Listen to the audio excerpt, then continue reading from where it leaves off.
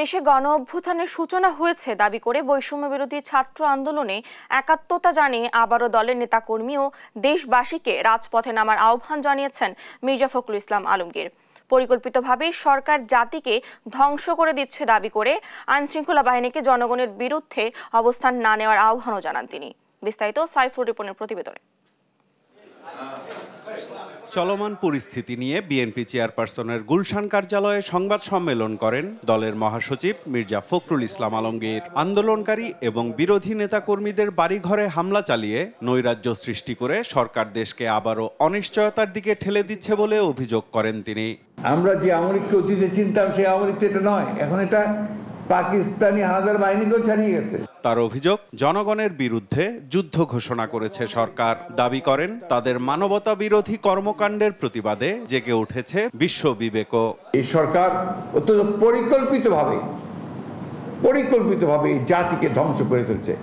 সুতরাং একে রুখে দাঁড়ানোর এখনই সময় এবং এখনই তাকে রুখে দাঁড়াতে হবে এবং তাদেরকে পদত্যাগে বাধ্য করতে হবে, চলে যেতে বাধ্য করতে হবে। আমাদের শুধু সেনাবাহিনীর প্রতি নয়, দেশের সকল সরকারি কর্মকর্তা কর্মচারী, প্রশাসন, আইন শৃঙ্খলা রক্ষাকারী সকলের কাছে আমাদের আবেদন যে তারা কখনোই জনগণের বিরুদ্ধে অবস্থান নেবে না।